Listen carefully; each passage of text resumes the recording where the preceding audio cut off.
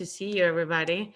I feel like hopefully sooner rather than later we can meet in person, continue this in person when things get a little bit less crazy.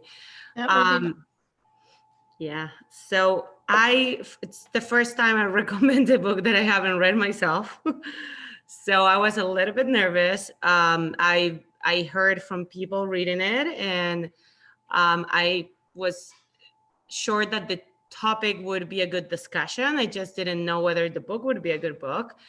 So I would love to hear everybody's first opinion on the book. I'll give mine at the end, and then we can go to specific topics. But just your general perception of the book. If anyone wants to share that, I would love to hear.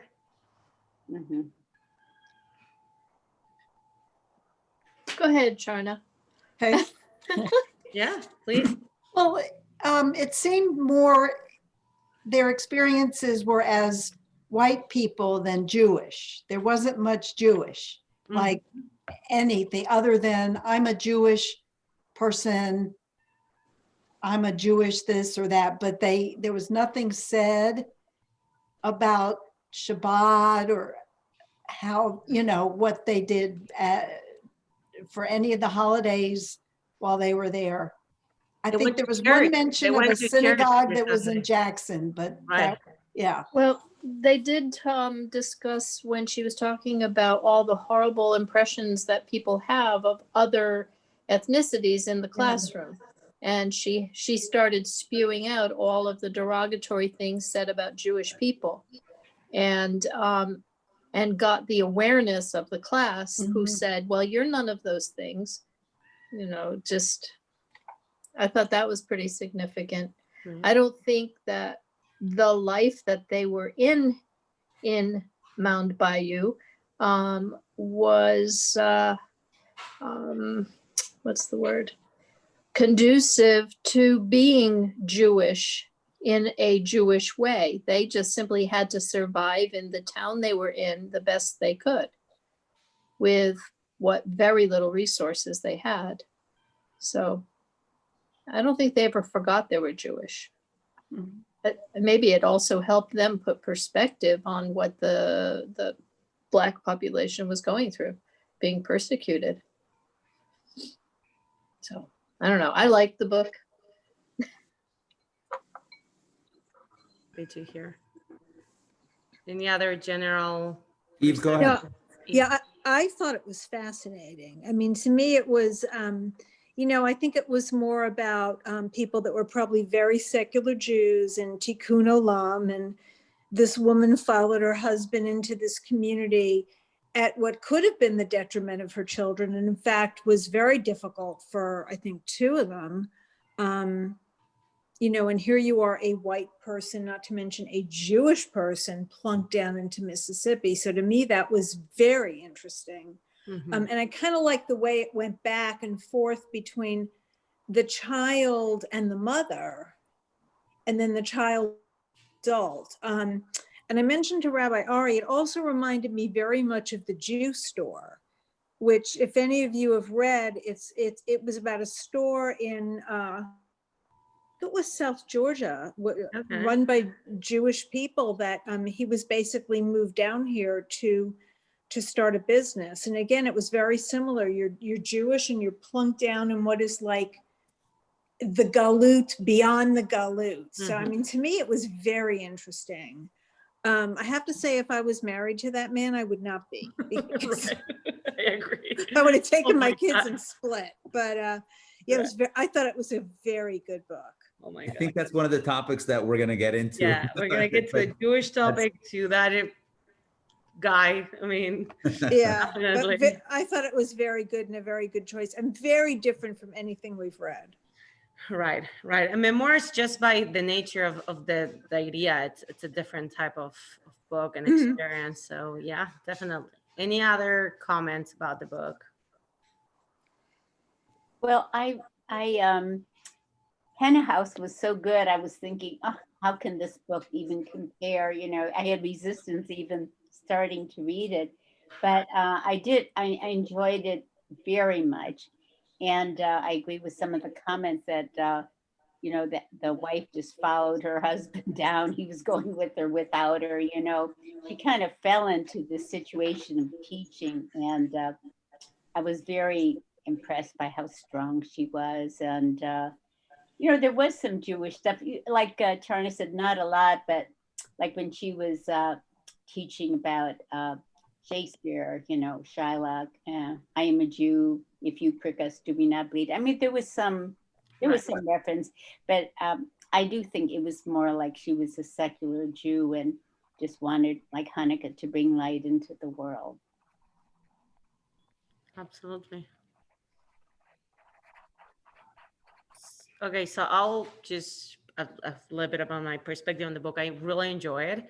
Easy to read, compelling story. I felt that it was a little bit too short in terms of the 2 years impact. Like we saw some perspective, but I think that there was opportunity to go a little bit further. And I like that she based it on the diary, but I think I would have put a little bit more effort on the literature and way things were described, like the adjective piece, like the way she described scenes seem a little bit too simple for a book. So I think I would have brought that to a next level. That's like my critic, the two things I a little bit struggle with the book, still really enjoy it and open. I think the topic is just such an interesting topic that I'm very happy that we had the opportunity to first read it and now discuss it with all of you guys. So it was good.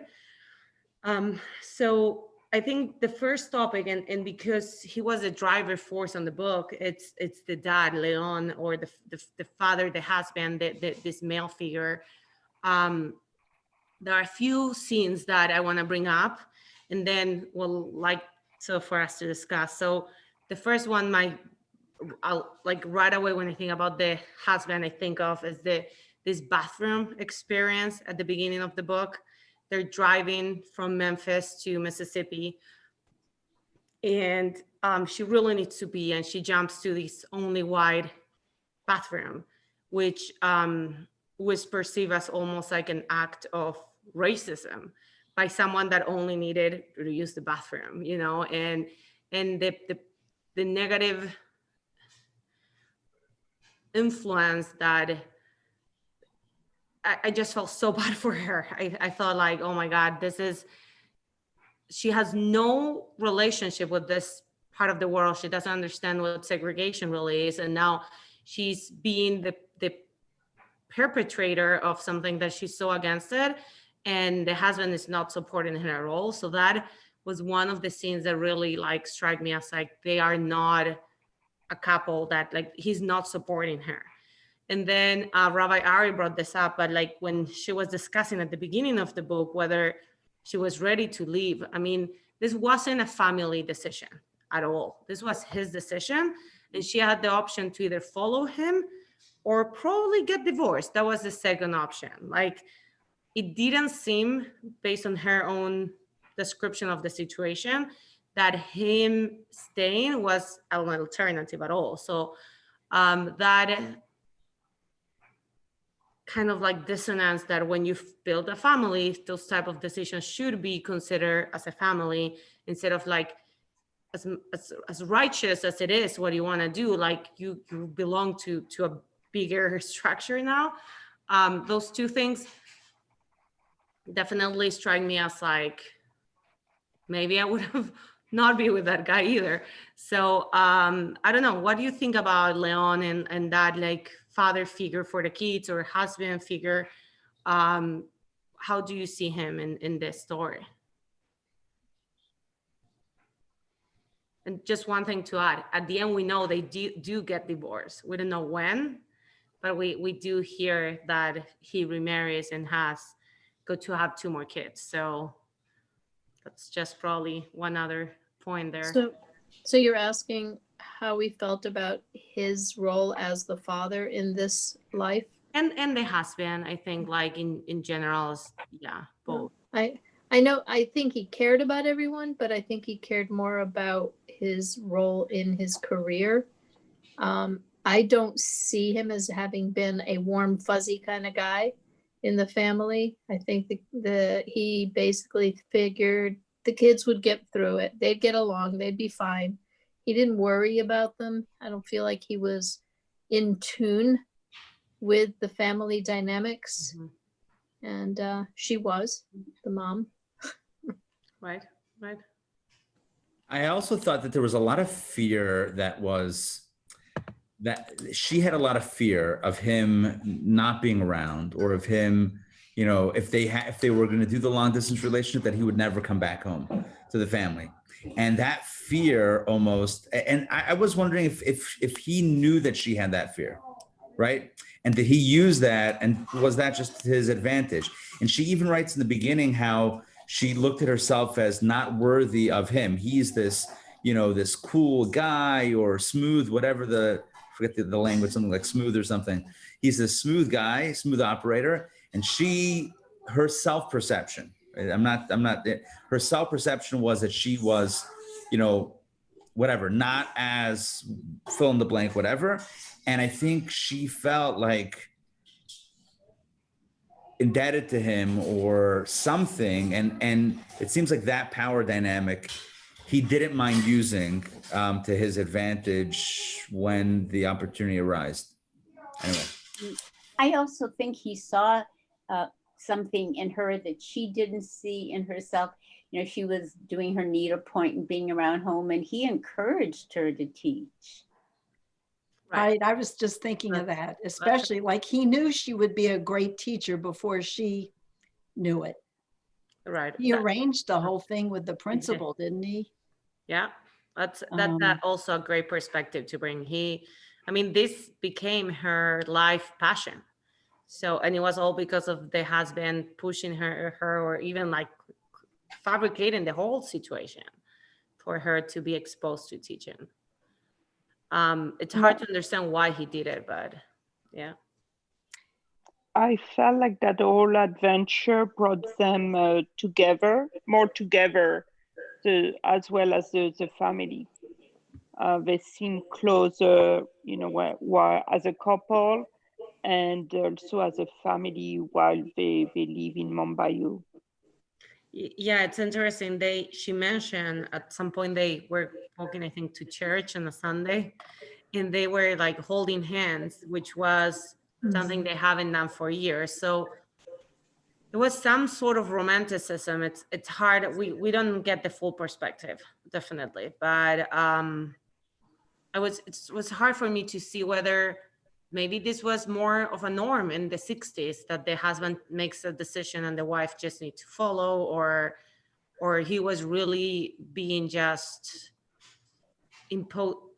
totally obnoxious. It's not considering her perspective on this, because like with my eyes today, I'm like, this guy really doesn't care about her. But then you see all these little things as like pushing her to teach, and somehow physical contact or some warmth, and it was hard for me to I never saw him as the bad guy, but at some times definitely did. And she also said at the beginning that, you know, at some point she said, I remained silent to be a good wife, just as I've been, you know. So maybe that was also her perception of what being a good wife is. Yep, absolutely. I just couldn't, while they were teaching their kids, I guess, an important life lesson, and, you know, Gandhi certainly put the people of India in front of his children, in terms of he spent more time worrying about them than his own kids, and he had his own source with his kids. But it was just amazing to me that I don't think they really considered the children. I mean, I can't even imagine what it would be like for kids to come from school in the Northeast and go to school there. I mean, that was the part that I had a hard time getting beyond. Because even if she was following her husband, I would think she would have advocated for the children. Right. She Right. did. I think she did. I mean, they pivot what they were there. They sent a kid away. Yeah, oh, that is true. Yeah. But they didn't.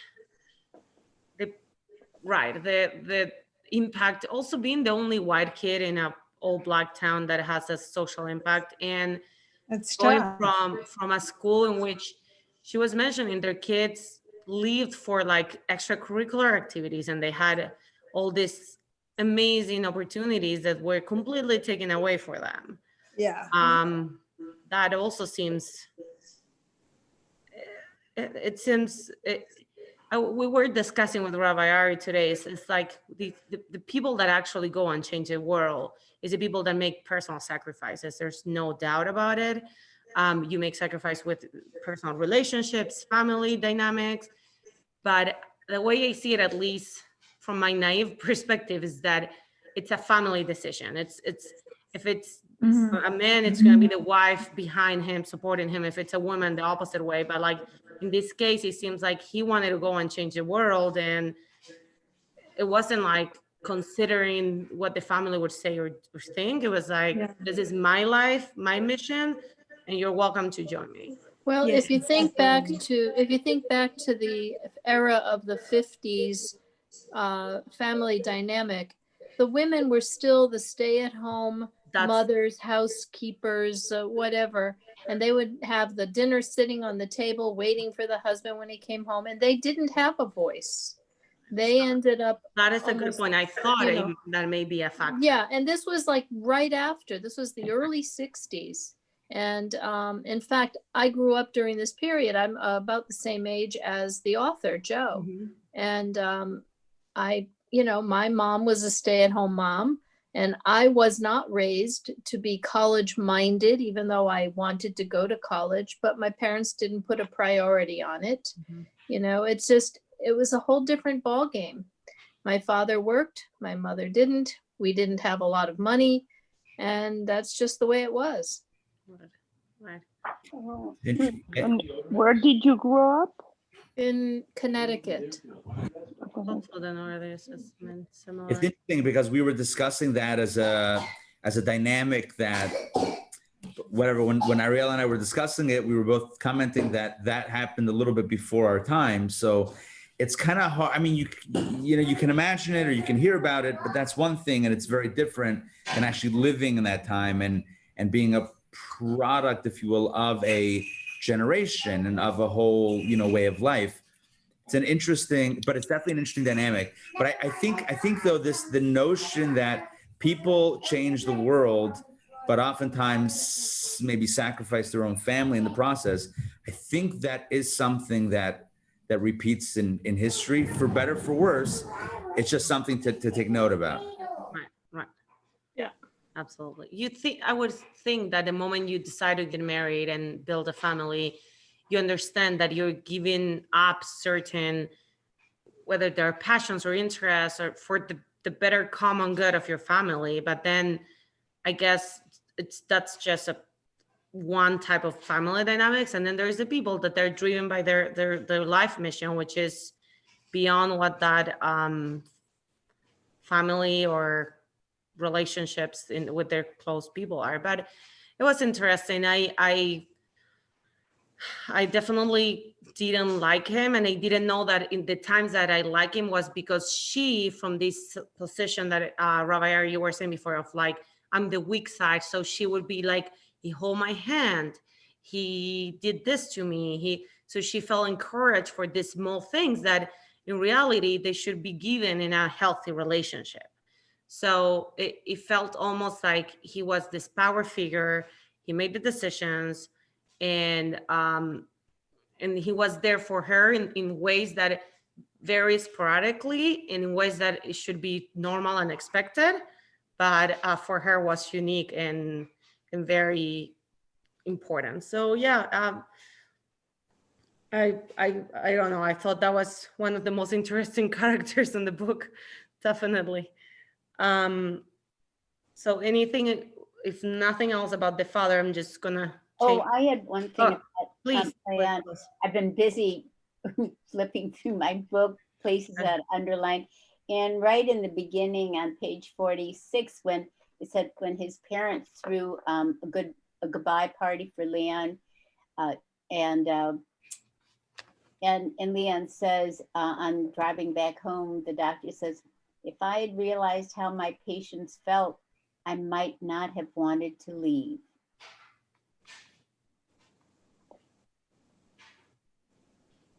In other words, he didn't know how much his patients and his fellow clinicians thought of him.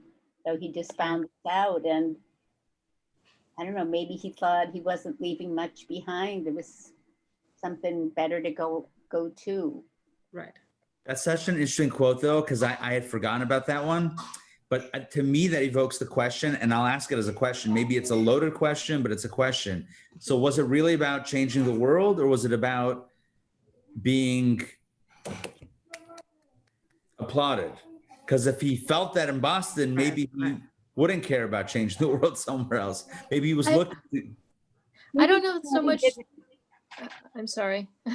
Maybe he thought he didn't have an impact. He wanted to change the world, and maybe he thought he hadn't done anything. He didn't know he did anything till the goodbye party.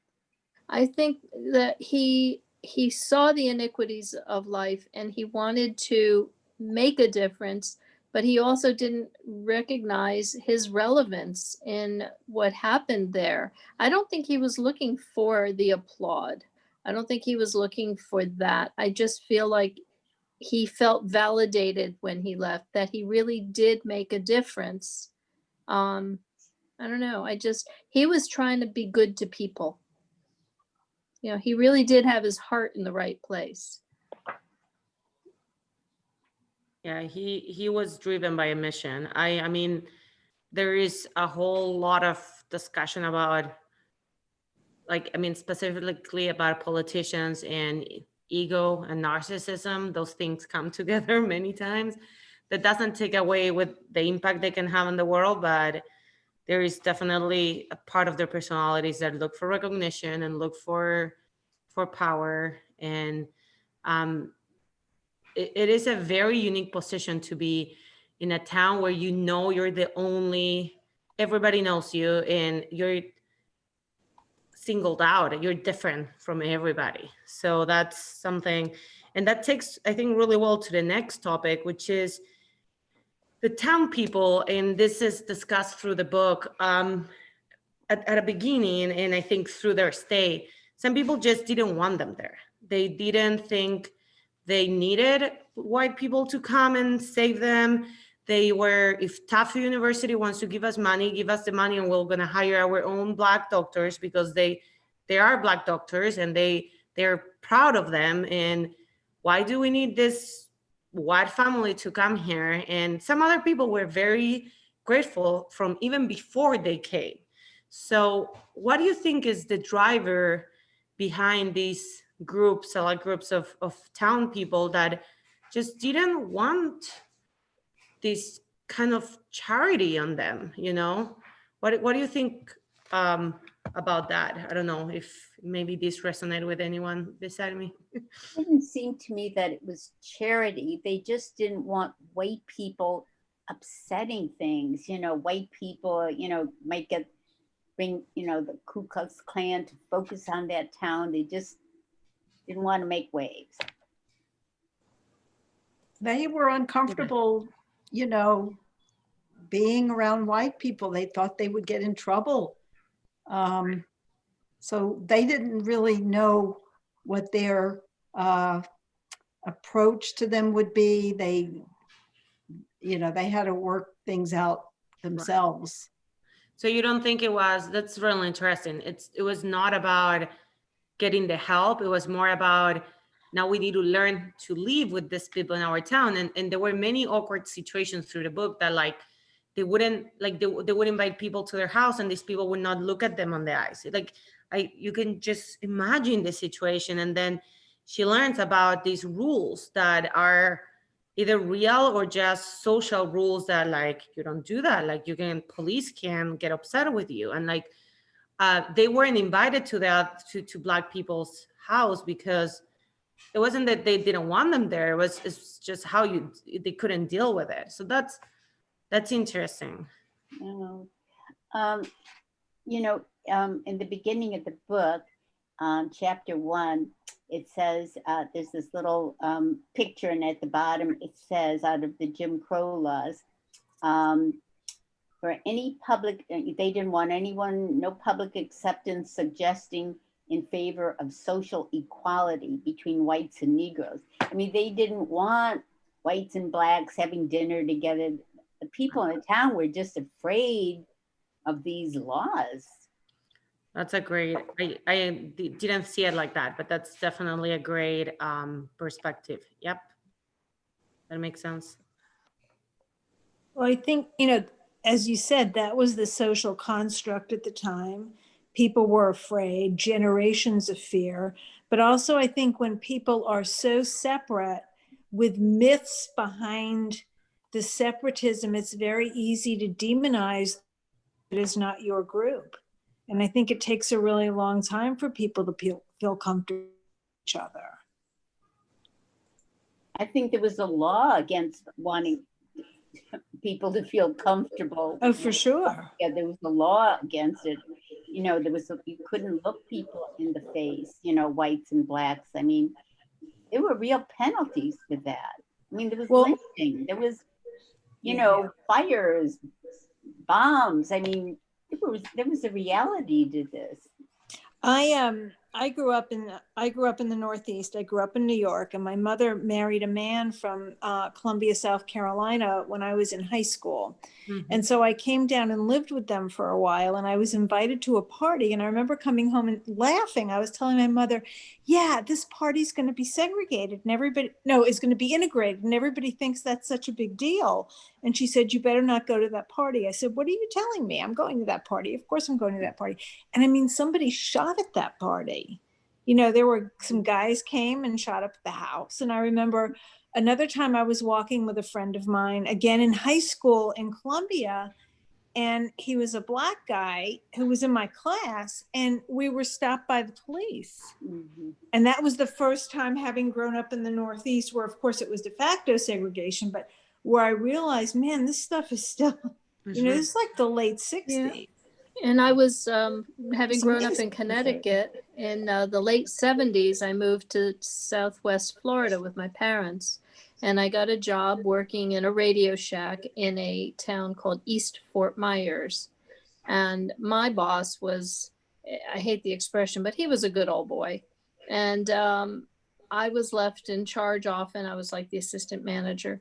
And I remember a couple of things that happened that I was just totally shocked, like you, where people would tell me that if a mixed race couple were seen in that town, they would end up disappearing. Mm-hmm. Their bodies would be found in the Everglades. Mm-hmm.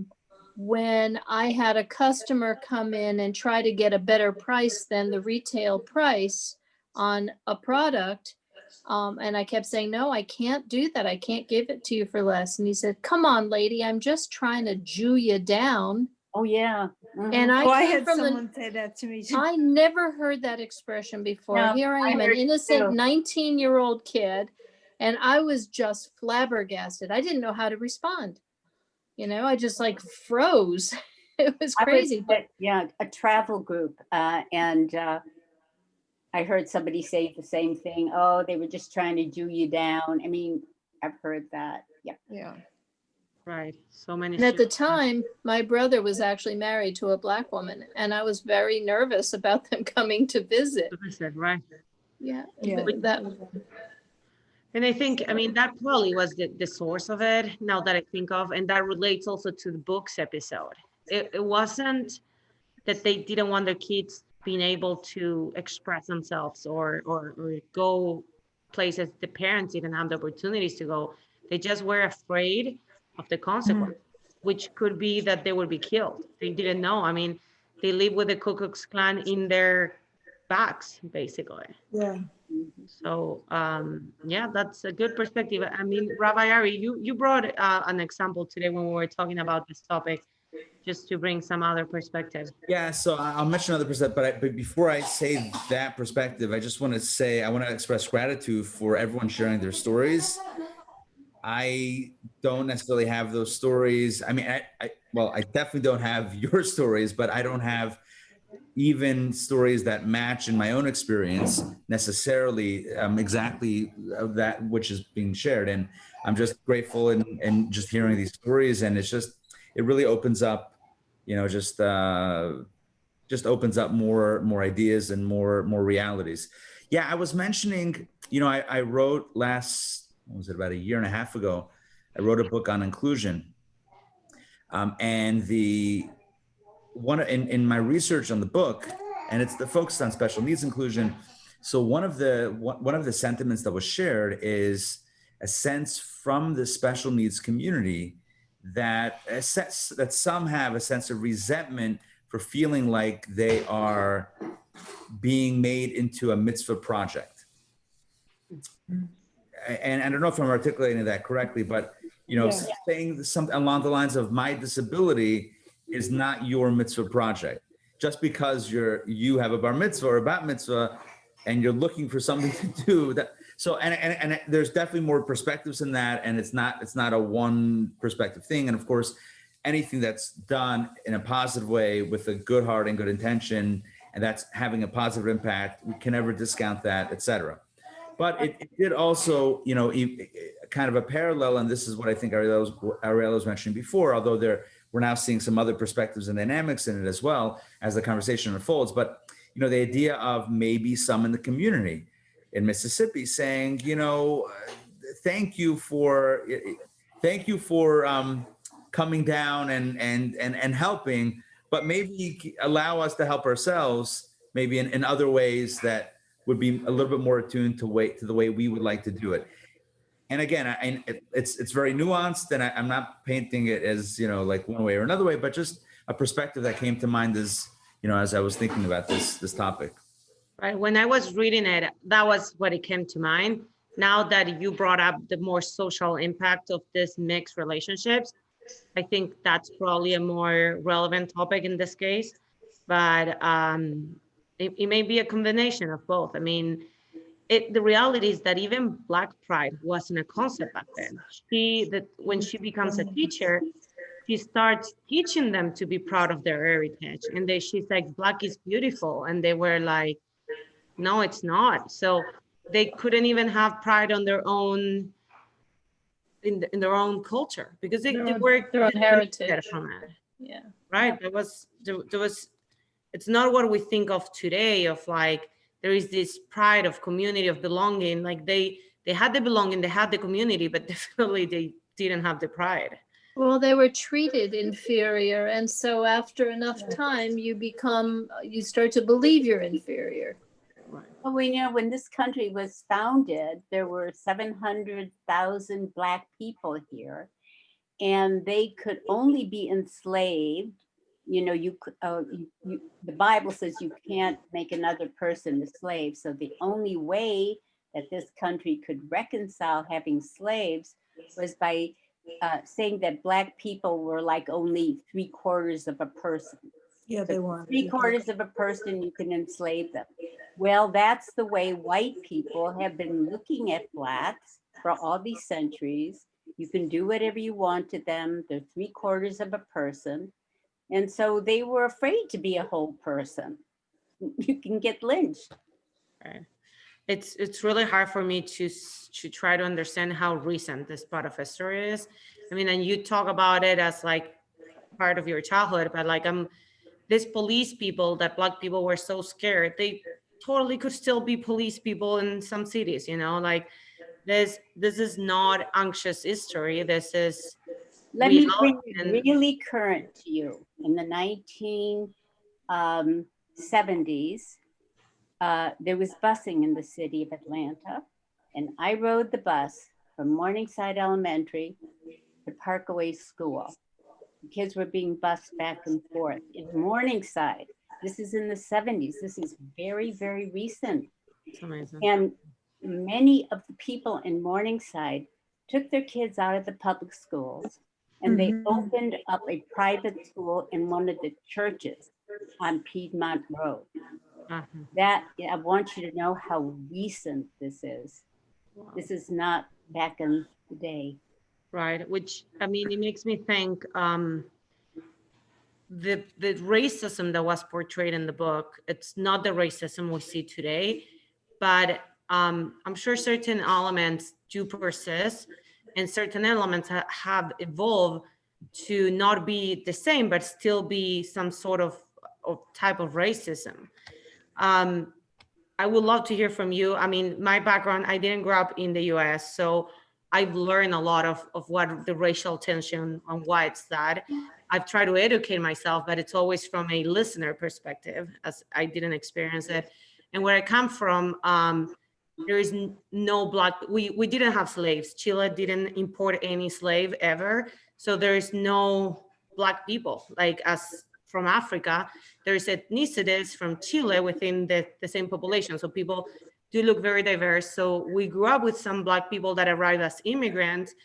And it was definitely that colorblind mentality, because there's not a history of any resentment. So you were able to make jokes, and it was like very casual and positive, and there was no social tension about it, because again, we didn't have any history of slavery. So coming to the US, I also went to school here, so it opened my eyes in many different ways. But again, it's not even the experience of my parents, because we didn't grow up here. So I would love to hear from you how you think that has evolved from 1960s to today. We're clearly not a segregated country in terms of laws, but there's still definitely social issues that need to be resolved. So how do you think that has evolved over time?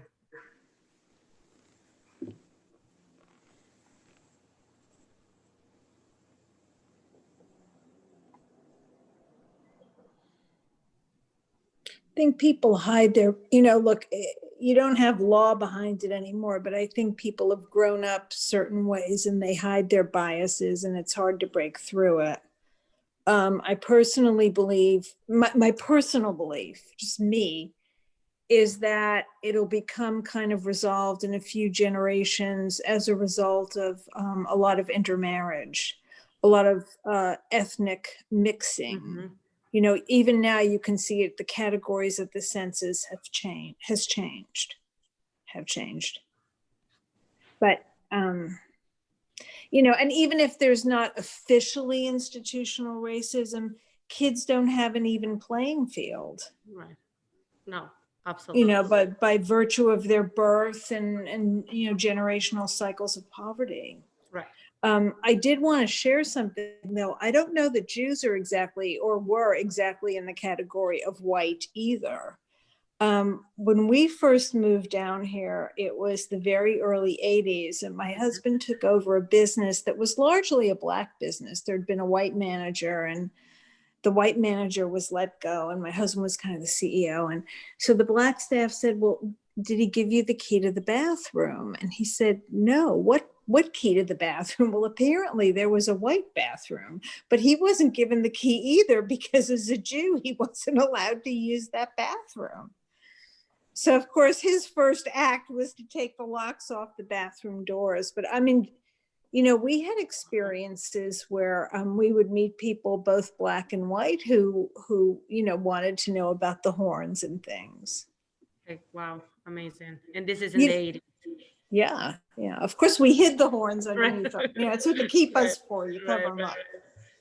But, well, when I came down to Georgia in the late 60s, in 68, it was during the Vietnam War. My husband was brought down to Augusta, Georgia. And there was, you may have heard of this governor, Lester Maddox. He owned a grill in Atlanta, and he was he was the axe wielding, he was so, no integration, huge segregation. So I'm just trying to bring you into the current. It isn't that long ago. This isn't Mount Bayou, but there was tremendous racial antipathy when I came to Atlanta. And some of you may have heard about the temple bombing. Oh, when for Rabbi sure. Rothschild was marching with MLK. And then, of course, as I mentioned, the school busing.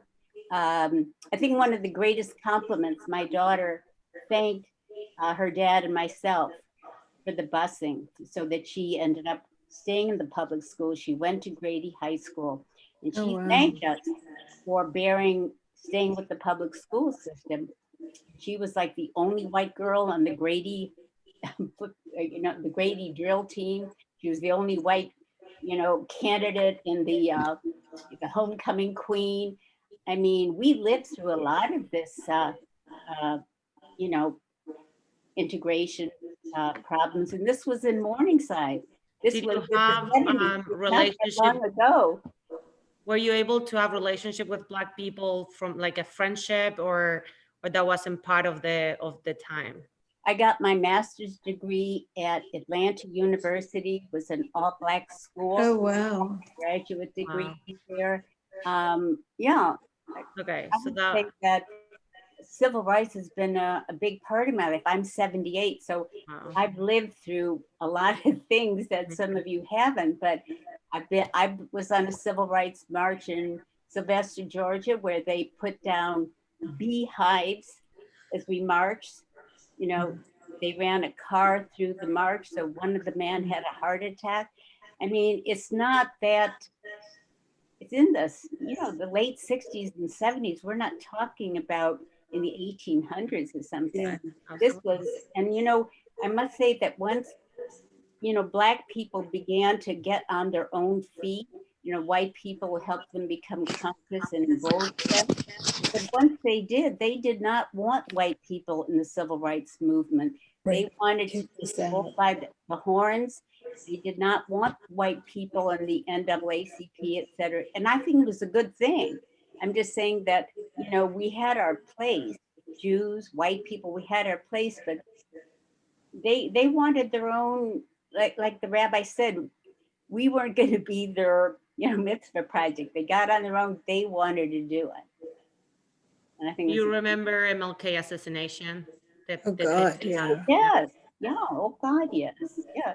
Bobby Kennedy, Medgar Evers. Malcolm X. Yeah. When I moved to Atlanta in 1980, I think it was, I as a Jew would not enter Forsyth County, period, full stop. I would not go near Forsyth County. When I first moved here, there were KKK marches going on through Forsyth County. Yes. It was horrible. And I just refused to bring my dollars into that county. In fact, I was hired to do a photo shoot as an assistant with another guy in Forsyth County at a church with a giant family reunion. And I was a nervous wreck. Here I am, this little Jewish girl amidst all these people that if they knew I was Jewish, and they couldn't tell by looking at me, who knows how they would have treated me. It was just a really surreal feeling for me. Yeah, I remember being with my son once up in North Georgia, and we went through a little town, and we were at a stoplight, and we rolled down the window. Young man handed us a piece of paper, and it was inviting us to a cross burning, and it said, no alcohol or weapons allowed. Mm. Yeah, and this is like in our modern lifetime. This is not ancient history. Not at all. And it's still out there, but now it's more covert. It's not out in the open so much. Yeah. But Forsyth County is loaded with Jewish people and Black people and all kinds of different ethnicities now. And I can only imagine that there's people turning in their graves over it. We have friends who have a male relative who was lynched. Really? Yeah. Really? Tell me. I mean, Black. The uncle was lynched. It was, I think, around LaGrange. You don't mean Leon Frank? No, a Black friend, not a Jewish friend. Yeah. Wow. And it's still going on. That's terrible. So I grew up here. I'm a native Atlantan. and my parents lived on St. Charles Avenue when I was born, and they moved when I started first grade to DeKalb County. And there were no Blacks in the elementary school. Then when I went to high school, it felt like everyone was Jewish, though it was only like 20% Jewish. I don't think we had many Blacks at all at Briarcliff High School. But one thing I do remember growing up, my father was a manufacturer's representative. So he worked for himself, and he had delivery trucks, and all the neighbors were complaining, but they were complaining because he was Jewish. Really? They were all complaining. They would just lodge complaints, and they were pretty overt about about us being Jewish and not liking us at all. But I think it's because they didn't feel comfortable.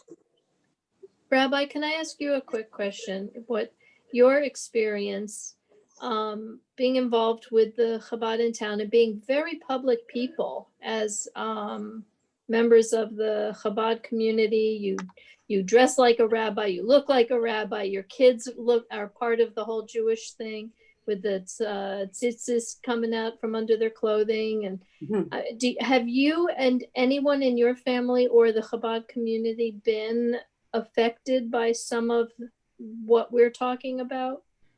So I'll tell you, I have been, I guess you could call it fortunate in that I have not firsthand encountered really a lot of, or any targeted like hate, or, I mean, a comment here or there in passing.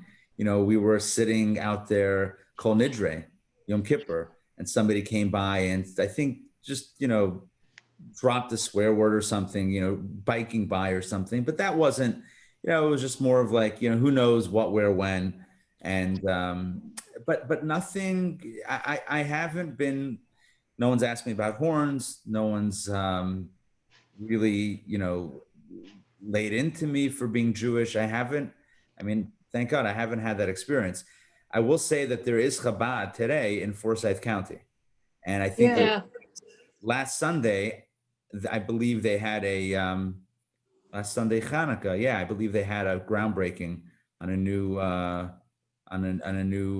new project that they're doing there. So it's things have come a long way. But yeah, I mean, it's a good question. I grew up in Pittsburgh, in Squirrel Hill, in a very, very tight-knit Jewish neighborhood. A lot of Jews around, and a really good integration with, you know, the local population that wasn't Jewish, along with the Jewish population. Then I went to yeshiva in various places, never really had anything happen. Brooklyn, you know, Brooklyn's Brooklyn, and then Atlanta. So how do you feel about your children, the children at the academy, not being in an integrated school, about being very sequestered away from the rest of society in their education? it's a good question. So look, their teachers are not, it's a blended curriculum. So there's Judaic studies, secular studies. Their teachers are coming from all ethnicities and backgrounds. So there is exposure. Our kids are not as sheltered perhaps as they might seem. They know what's going on out there. And yeah, I mean, they're definitely in a Jewish day school. They're definitely in a Jewish environment. But I don't know that there's necessarily a contradiction between having a strong Jewish identity and education and identity, and you know, and being tolerant, and more than tolerant, because tolerant sounds like you're going to tolerate the other person, even though, but it's more than tolerant. It's truly embracing and loving and inclusive. And I think something that drives, if you're asking about Chabad specifically, so something that drives Chabad is a very, very strong energy of inclusiveness. I mentioned before the book that I wrote on inclusion, which was specifically focused on special needs inclusion, but it touches on the general Jewish and Chabad perspective on inclusion, which transcends any specific area of application. And the general energy in Judaism, and specifically, you know, within the Chabad community, is inclusion is not something that it's trendy, so we're going to be inclusive, or, you know, it's really organic. It's really, and it's not, it's not exclusive a Chabad thing or whatever. It's really a Jewish thing. It's really a divine thing. It's a divine value that everyone is created in the image of God. No exceptions. No 3/4 rule, right? We don't have. I don't know that I was aware of that exception, or that mental gymnastics of like, yes, everybody, but here's how we can work around that. I mean, that's, to me, that's meshuggah. That's just crazy. So like Judaism certainly talks about, from the inside out, this notion of everyone being in the image of God, everyone being in the image of God. But I don't think there's a contradiction between learning Torah and being proudly Jewish and embracing the Jewish value of being, you know, exceptionally inclusive. So I have a little bit of a different opinion if you want to hear, but my kids also go to a Jewish school and will probably graduate, whatever, high school from a Jewish school. It's probably one of the hardest piece for me from sending my kids to Jewish school is the fact that they only are exposed to Jewish people. I think learning the value, which is definitely taught, it's different than experiencing it.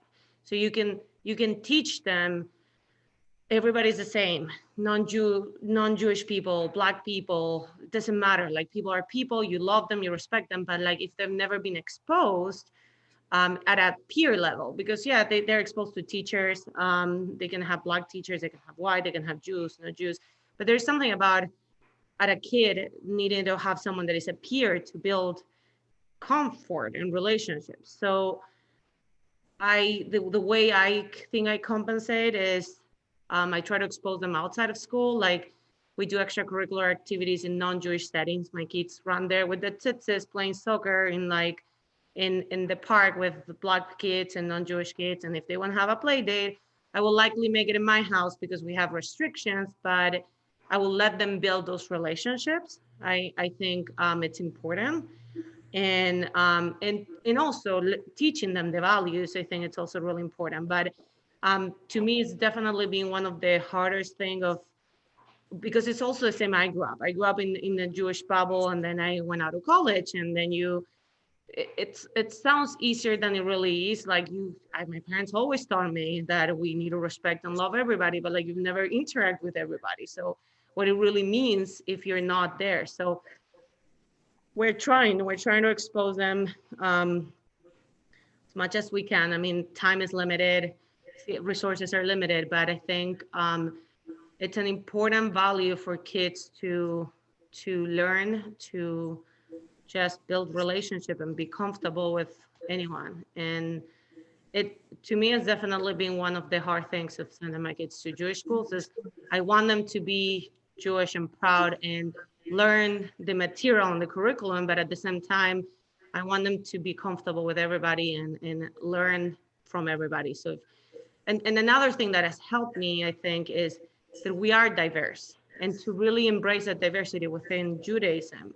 I'm considerably white. I mean, my family's from Turkey. Like, I like, you know, I'm very different than my husband. His family's from Russia. Like, we are very diverse within our own Judaism, you know, like we practice similarly, we practice the same, but we come from different places. So I try to embrace that and show them that we really are not, I don't like to even call Jewish people white necessarily. Like, as much as it's important to know that we do have many of the privilege of white people do have, but like, we are unique in our own perspective. So just a different perspective with respect, Rabbi Solis. Oh, 100%. No, it's good to hear the different perspectives on it. 100%. Yeah, but I think, I mean, if you touch on a point about what racism is today, and I think this is what I at least see is the fact that opportunities from very early on are setting different paths from different communities. For sure. And and I mean, I don't think we're ever going to come up to like any type of resolution. But that is really what it's, when that gap is really crossed, is when we're going to say, yeah, it's not only about integration, it's also about like opportunities. Otherwise, I don't think we can solve this very damaged social construct in this country. And the sad thing, I think it starts prior to conception, really. Right. And especially the situation now, the gap between kids who have resources and kids who have parents that are able to work at home and educate them during this very bizarre time that we live in. Oh. And the kids that don't have that, the gap's just going to continue to widen. It's This really pandemic, Great point. has done, and you have a country, like I come from Chile, and it's a third world country.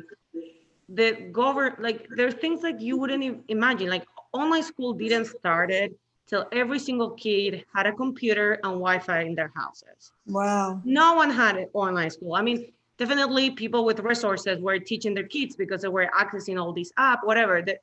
There's definitely gaps, but like you see these pictures of like kids in a Taco Bell trying to get like the Wi-Fi because they need to do their online school, and you're like, this is America. Like what's wrong? It's mind blowing. But that's where I think the work needs to be for that. I mean, I do think we've come a long way. I mean, I've never been to Mississippi, but I do live in a very integrated Atlanta I went to school at Emory with many Black friends, and it was definitely a different story than the one narrated on the book. But from my perspective, again, I didn't live that time, so it's hard to see it. Like some of you were saying, maybe the people have the same feelings, it's just that they don't express it. But there's a long way to go, and we definitely have a role. I mean, as small as it can be, like we may not pick up ourselves and move to like change only Black school or whatever it is, but even within our communities, we can definitely help. That's the goal, I guess. After reading this book, it's like how we can do a little bit, if not a lot. I will say something. I listened to a podcast a few months ago called Nice White Parents. And the premise is it's about the New York City public school system, and how the system is geared, bending around backwards for nice white parents. And the notion of integration oftentimes is driven by white parents who want their kids to have the diversity of integration, whereas the Black parents, what they want is not diversity. They just want the resources the white schools are getting. And it's a completely different, this was the most eye-opening piece for me. It's you have the white parents that are speaking about integration or diversity as an end unto itself. And the Black parents are saying, that's nice that you want that as another extracurricular thing for your kids. What we want is the resources. We want nice buildings. We want foreign languages. We want the teachers, the high caliber teachers that you're getting. It was an interesting. That is fascinating. It's an incredible podcast. When it came out, it was, I mean, anything that comes out is, people will, whatever, it's controversial on some level. It's from the same producers as This American Life, if you're familiar with that radio program from Chicago. Anyway, Ira Glass, a nice Jewish boy. But anyway, the point is that it was really eye-opening.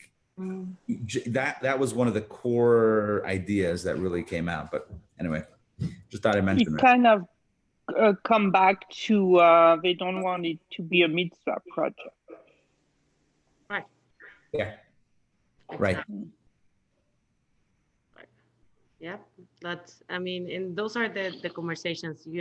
I definitely think, I mean, my workplace is diverse in terms of they hire people from different backgrounds, but another way to see like racism today. It's like when I see up the pyramid of power in the organization, you see less and less minorities. And minorities being women, it's the same. People don't see representation. So that we have a long way to go. And yeah, that's very interesting. Is I think everybody benefits from diverse opinions and diverse cultures, but then also we need to do it with an eye on who are we trying to help? Are we trying to help ourselves? Are we helping them? Are we helping society in general? It's an important perspective. Thank you for bringing it up. Yeah, definitely. Well, and then the challenge is when we do reach true diversity, how do we maintain our own identities within that? Right. Right. That is that balance. Like It's a challenge. as a family, we said we decided Jewish schools because we want that identity, but then it's that it's I don't know if anyone find the right recipe, let me know. Because it's that I think that's the biggest challenge. We want to be unique and proud of who we are without taking away from the diverse. Yeah, absolutely. I once heard that one of the meanings of being a light unto the nations is it's not about teaching everyone Judaism. And it's not just even teaching everybody about what it means to be a mensch. It's really about modeling what it is to be proud of who you are. And so it's kind of like, we're proud of who we are. And we wish, it sounds too condescending, but I think it would be beautiful if in our world, and we mentioned this before, if everyone was proud of who they were and embrace themselves. And I think that would be a beautiful thing. Yep, absolutely. Beautiful message. And I think with that, I don't know is there any closing comments on the book, on the topic? I really want to thank everybody because hearing your perspective really gave a lot of context and value to the book. So thank you very much. And I don't know, any closing comments? The floor is yours, guys. This might be trivial, but we never heard what happened to the 3 fellows that went to Brandeis. I mentioned. I thought maybe that would be on the last page, just Well, something. I was looking at the book website. Jo Ivester has her own website, and she has Oh. contact information, Oh, and she's happy to do meetings with the groups and book clubs and what have you. Oh, nice. So, you know, if you go on to the, let's see, I have it right here. It's Jo Ivester, all one word, joy or joivester.com. And it comes up and it gives you all kinds of fun information and photographs and book club questions. And it's just, it was a very well done website. So you can get in touch with her. It's jo@joivester.com. I think that's a really important question. I was very curious.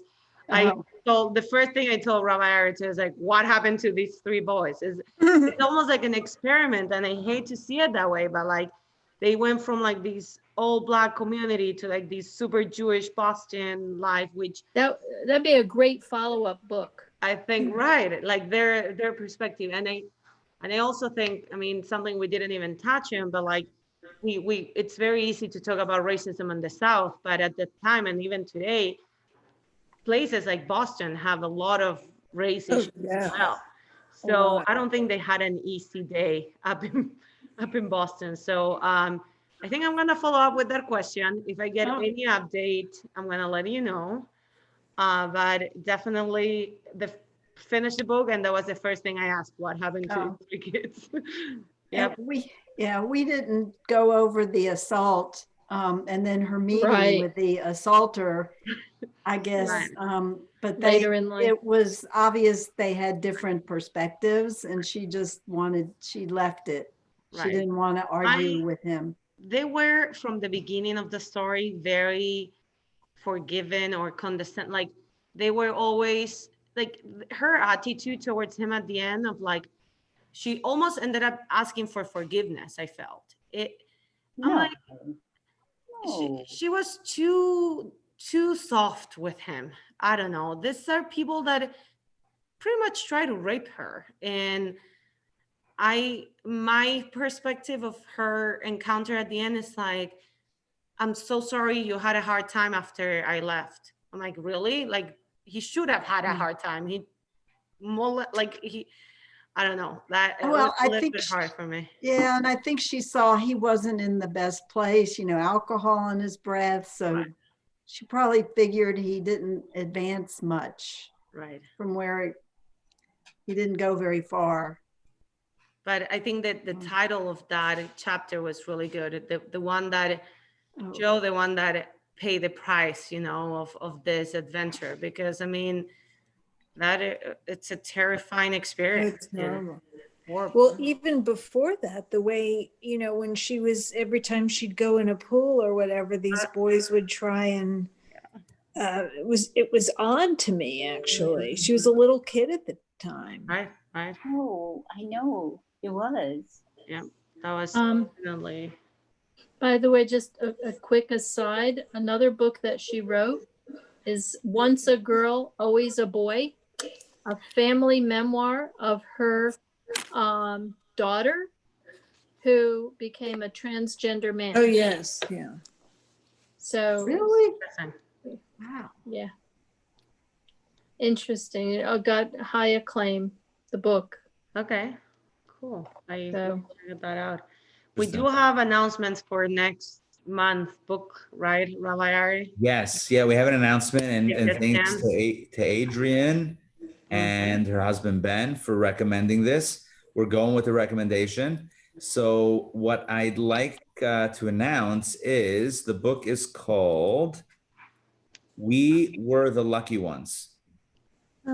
I'm going to read the description here on Amazon. Inspired by the incredible true story of one Jewish family separated at the start of World War II, determined to survive and to reunite, We Were the Lucky Ones is a tribute to the triumph of hope and love against all odds. New York Times bestseller. It is about it's around the Holocaust, but it is really an uplifting story. I am going to. Has anybody read it? Now Ben has, I have not. Okay. Ben was raving about it. So I'm going to drop the link on Amazon in the chat. I just dropped it there. We Were the Lucky Ones on paperback. It's under $10 and it can be by your house in less than 2 days. So And you can rent it. It's available in the local libraries as well. and local And libraries. when is the Library. next meeting? The next meeting, okay, I have dates. Perfect. I'm open, so go for it. Give me 1 second.